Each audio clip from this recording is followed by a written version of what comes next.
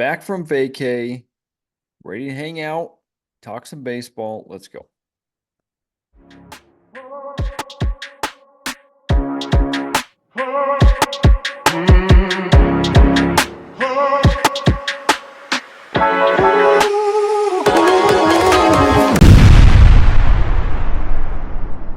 Folks, welcome to the Baseball Brewhaha. It's good to be back. In case you missed, which most of you didn't. I mean, most of the several hundred million people in America did not miss it. But we were off last week because I was on vacation. And if I look a little tired, it's because my body's still trying to get out of the Eastern time zone. And I'll be frank, 3 of my children have not been helping. We've had nightly visitations, but we're back. Had a good time. So That's so great. Family vacations, fun, yeah. but it's something you often don't think about is the jet Mhm. lag situation. Yeah, I feel fortunate because we had a lot of rest. Um, it wasn't like staying up late and getting up and you're all wonky and then you feel like you need a vacation after the vacation. This was perfect as far as pace. We got a lot of sleep. So I do feel a little tired, but I feel it's more about getting woken up a bunch Yeah. than it is about jet lag. So I feel like it had energy stores were full, so I can handle it. But we had a good time. It was the kids' first time on an airplane. I mean, I think a couple of them may have been on an airplane, but have no memory of what that experience was like. So it was very fun walking on an airplane with people who've never been there, don't know what's going to happen, what it's going to sound like, feel like. So it was, it was fun. The whole trip was ordeal. Had a good time, and yeah, that's what I can say. Making memories. Making memories. So for those of you, well, you wouldn't know for sure. Went to Florida. We're Daytona Beach. Went to the beach 3 days. Saw some cool sights. Let's hit some highlights on it. Uh, petted some pet some stingrays, bro. Okay. Sans the stinger. But Sands, sands the stinger. they were like a rescue aquarium, and we got to pet and feed the rays, bro. It was You were pretty cool. saying earlier you didn't really get to do baseball stuff, but here you are, Yeah, feeding the pet, Tampa Bay Rays. petting Florida Rays. The Florida Rays. They're a docile creature. Uh, so yeah. So we did that. I was telling Adam that there is a historic minor league stadium, Jackie Robinson Stadium in Daytona. Um, but they're doing all sorts of construction. So effectively, all we could do is drive by it. So look cool from the outside, but is what it is. I did come away with one souvenir, and that was this little guy. I can't really tell too much. It's like a hard wiffle ball, little, with dots. My wife found this on the beach, There you go. just sitting out there on the beach. And so there's my souvenir.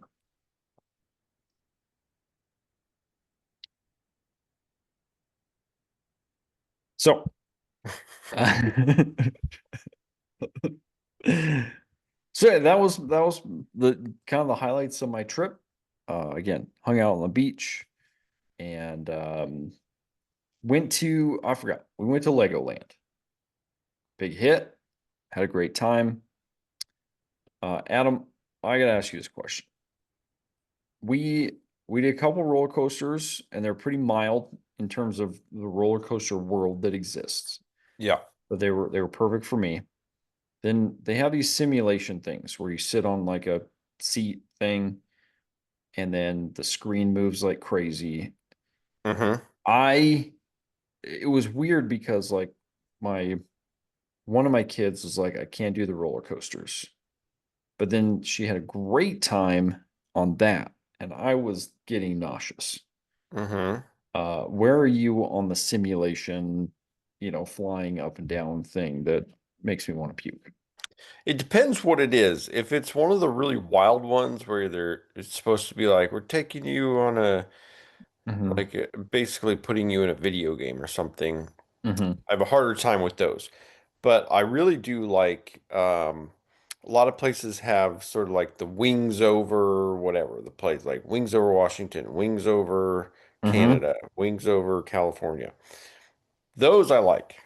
It's just There's- mostly just kind of cruising, and is yeah. that what you're talking about? And you get sort of like history, a little bit of history, a little bit of geography, a little bit of fun facts about Hmm. whatever place you're in, and it's sort of like you're in kind of like bird's eye view Yeah.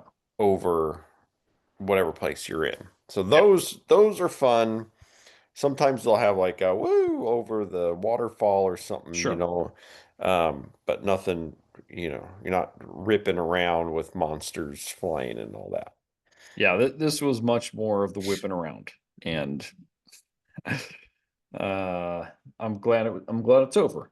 I'll just say that. So, I mean, the visual effects are great, fantastic, but I'm just I'm glad it's over. So, but we had a good trip. So now we're back into it. I read a book.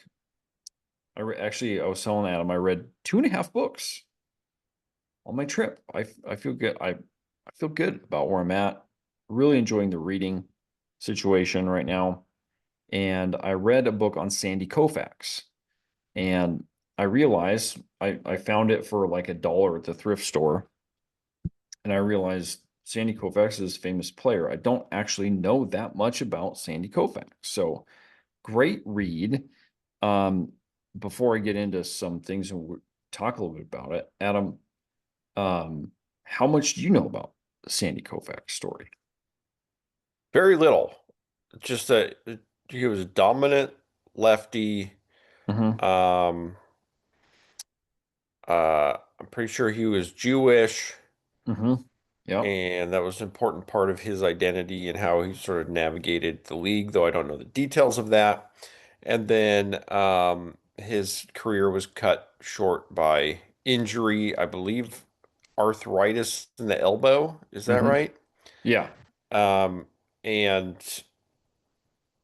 that, it's kind of it. Yeah. Yeah, those are kind of the highlights of it. I mean, this book is, it doesn't talk a ton about like his childhood. There's pieces of that for sure. His Jewish heritage is important to him. There's certain holidays where he didn't pitch at all, and that was something that was in the book that became an inspiration to um, certainly Jewish kids, but others as well, just in terms of conviction about their religious beliefs or just being confident in who they are. So that was a cool piece that came out of that as well. Um, the thing with his arm is like, as I talked about it, is crazy. I mean, he was like, so yes, you're right, arthritis in his elbow, um, but like quite severe, and like he had, so between like 63, 62, and 66. So he retired after 1966. 62 to 66. He was so dominant, unbelievable.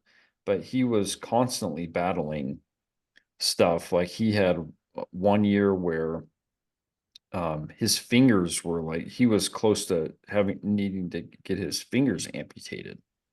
Um, Why? there was like circulation issues, and they couldn't, they kind of figured it out, um, but the arthritis ended up, he was like doing these ice baths and all this stuff for it. And it's one of those things where they were talking about in today, if he was pitching with that issue in today's game, probably still have a little bit shorter career, but they'd be able to go in and do arthroscopic surgeries and all these other sort of non-invasive things that would have helped prolong his career. But it just made me think about um, like he seemed to have this interesting perspective where he could have, going into the 1967 season, he could have said, no, this is like my career. And so I'm going to go until I can't. Hmm. And basically his physician said, look, if you, it's up to you, but you might lose the ability to use your arm if you continue to pitch. And he said, okay, at age 30, the peak of his game, but dealing with all these things, he left the game. And so it just got me thinking about if you're I I don't know what it's like to sort of be at the peak of your game and to dealing with injury and I don't know, that kind of stuff. But it certainly made me think about that kind of commitment and but also like knowing that it was time to say enough is enough type of a thing. So any thoughts about that as far as kind of knowing when to um yeah, that line of when do you keep going and when do you call What comes to mind for me as you're sharing this story, and especially to me, this connects to back to his faith and that he didn't pitch on certain Jewish holidays and the commitment to something that's it? outside of baseball. And this feels along the same lines of that as far as like him making decisions about his health and about other things that exist beyond baseball. So it's clear that he lived a life that didn't place baseball as the only thing or the sense of identity that he had Mm-hmm. for himself. And so he could walk away. Whereas, there are guys who hang on for probably longer than they should, in terms of skill or injury or whatever, in a lot of sports because they haven't, they don't have a sense of who they are without the game. And Mm-hmm. that's something to admire about somebody is that they have an experience of having the perspective that life is more than this one thing, and that perhaps he had lived his life in a way that he had established other options for what he can do and who he can be and how he can experience the world in a meaningful way that didn't involve pitching. Mm-hmm.